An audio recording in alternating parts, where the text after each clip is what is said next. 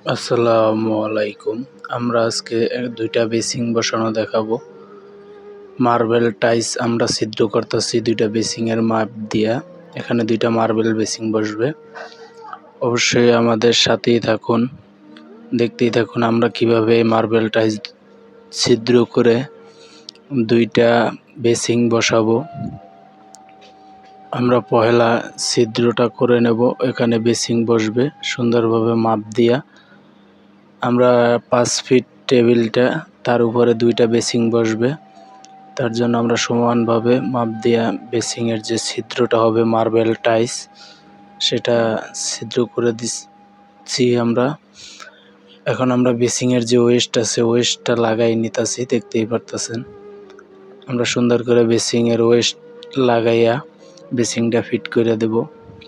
আমাদের basin West লাগানো শেষ। এখন আমরা বেসিংটা ফিট করব। দেখতেই পারতেছেন আমরা কিন্তু বেসিংটাকে বসিয়ে দিছি।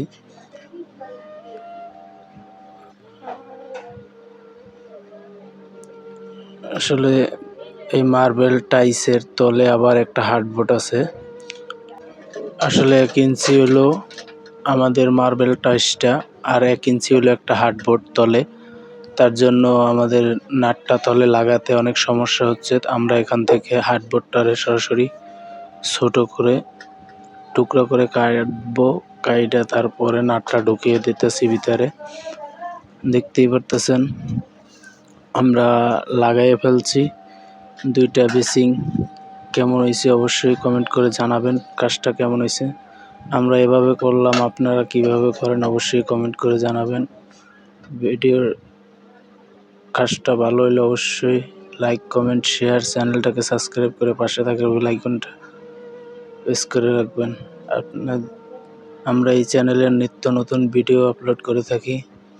শুধু প্লাম্বিং কাজের অনেক সতর্কতা করতে হয়, কারণ যদি মাপটা একটু উল্টাপুল্টা হয় পুরো টেবিলটাই বাদ হয়ে যাবে। তার জন্য আমরা এভাবেই করলাম, আমাদের কোনো জায়গায় কিছু হয় নাই, দেখতেই পারতেছেন।